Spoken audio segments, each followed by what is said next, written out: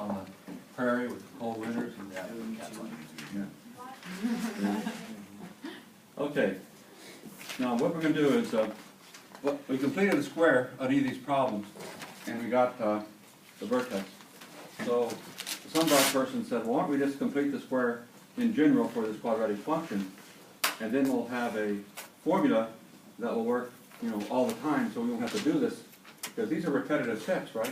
These are repetitive steps. So what we're going to do is we're going to complete the square. Remember how we had the quadratic formula? We do the same thing. Take out the a, and then x squared plus, here's the tricky part, a times what is b? Well, a times b divided by a. Why is that true? Well, if you multiply it out, yeah, see, yeah, it's the opposite of multiplication is division. So if we multiply this times this, the a's cancel, and you get b, and you get the a's. Plus blank, right? I'm going to put a blank in. Now what are we going to put in there to make a perfect square? We're going to take half of that coefficient of x, right?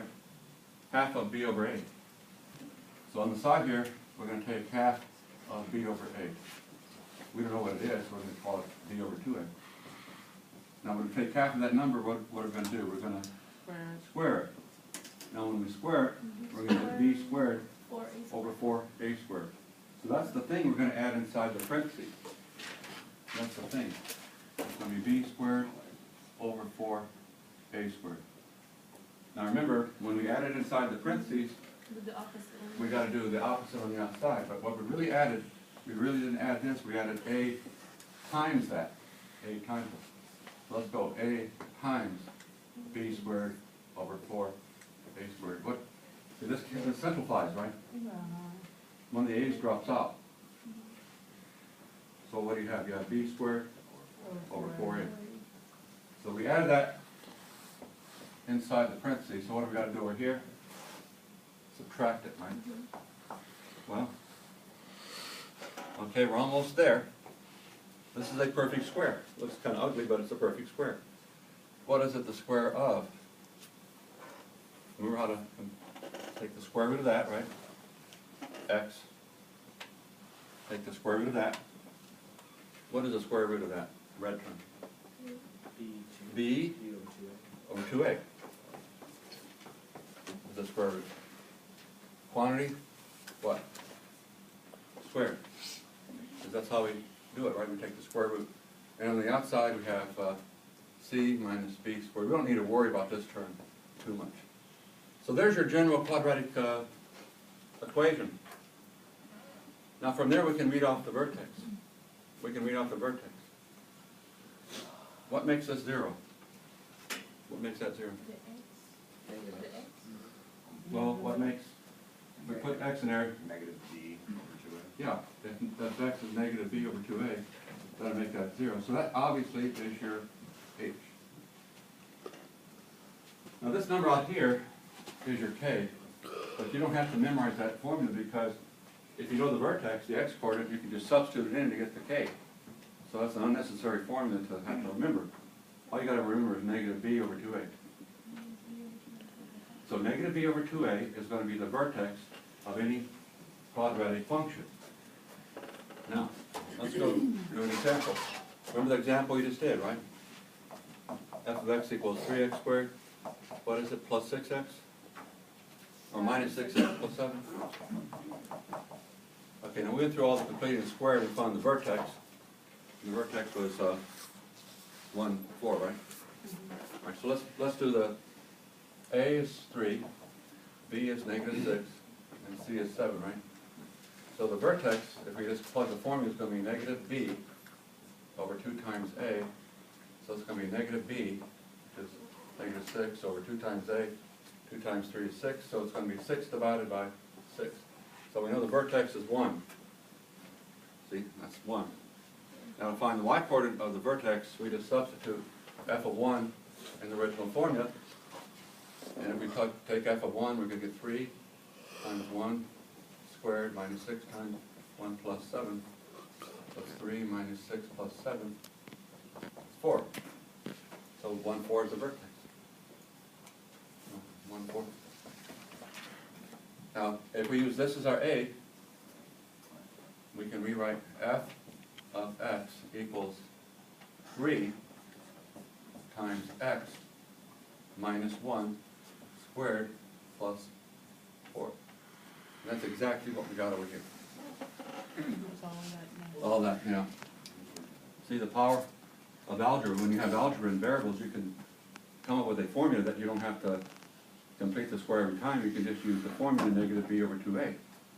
And that's a lot easier than having to complete the square, especially when the numbers are ugly. So let's do an example where you have to use that formula. And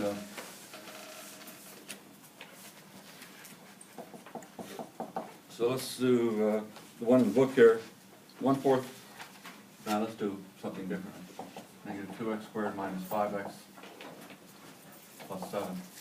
Okay, let's find just the vertex of this. We don't have to sketch it or anything. Let's just find the vertex and say whether it opens up or down. So the vertex is going to be negative what? B over 2a. And the k is going to be f of the vertex. F of that. Yeah. Yeah, so you just substitute b in the formula, so you're going to have the opposite of b. So you're going to have the opposite of what?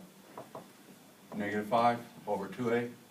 Now 2a is going to be negative 2, so it's going to be negative 4. So what's the vertex going to be? 5 over negative 4. Negative 4/5, or negative 5/4. Negative 1.25. Okay, to find the y-coordinate of the vertex, we substitute that number into here. So we take f of negative 5/4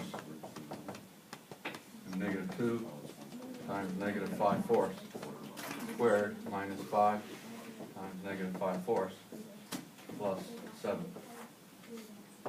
So we have negative 2 times 25 over 16. Then we have negative 5 times negative 5 is 25.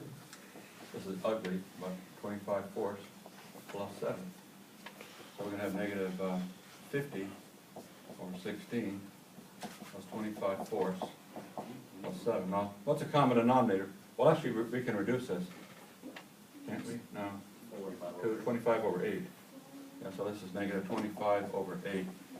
We can change this to 8s by saying 50 over 8. And then 7. 7 times 8, 56 over 8. It's kind of, and then add them all up. Negative 25 plus 50 is 25, plus 56 is 81 eighths. So 81 eighths. Ugly number, but yeah, it's an ugly number, but that is the vertex. So we can rewrite this as the vertex is going to be negative 5/4, and the y-coordinate is going to be 81 eighths. How can we rewrite the equation in the form that we had before? We can say f of x is equal to a x minus h squared plus a. The a is going to be negative 2, and x minus that is going to be plus 5/4, and k is going to be 81 over 8. This is an ugly one. Wasn't the 4 negative? It doesn't matter though. The 4 can be negative or positive. Yeah. Okay. Let me do one final one here. It's a little different. So everybody understand the negative b over 2a formula? So that gives you the vertex in all the cases. So you can find the maximum. Now here's a problem that's going to be on your homework. Let's say we know the vertex, and we know the x-intercept is 4, 0. Can we find the equation? Can we find the equation? So now we're going to go backwards. We were given the equation before, but now we know the vertex, and we know the x-intercept. Can we now find the equation?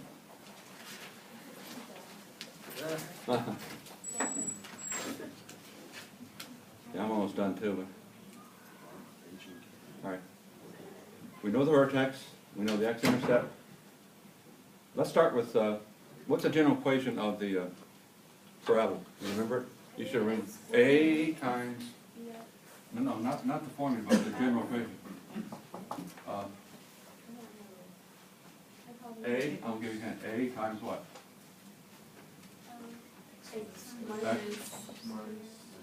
H plus what? Okay, everybody memorize that. A times x minus h squared plus k. All right, now what do we know? We know the vertex. That's the parabola formula, yeah, the quadratic function. Every quadratic function can be put in that form, right? We know h is 3. We know h is 3 and y is, K k is negative 2, right? So we got A, we got h is 3, so x minus 3 squared plus k. K is going to be what? Negative 2. So we know that much, right? What else do we know? You don't hate algebra. How do you hate algebra? This is wonderful stuff. Without algebra, you wouldn't have your cell phones, you wouldn't have your computers, you wouldn't have these lights. Because all these discoveries were made through physics, chemistry, biology, whose basis is math. You wouldn't have an MRI in the hospital, you wouldn't have any advancement in technology without somebody doing this stuff, somebody behind the scenes. Well, you got to have an appreciation for it. All right. What do we know now? The x-intercept is 4, 0. So that means when x is 4, y is 0, right? Well, let's use that information in the problem.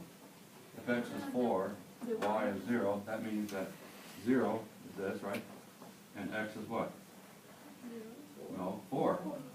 So we take 4 minus 3 squared, then minus 2, right? Now we can find what? A, right? It's just a puzzle, just a puzzle. What is 4 minus 3 squared is 1.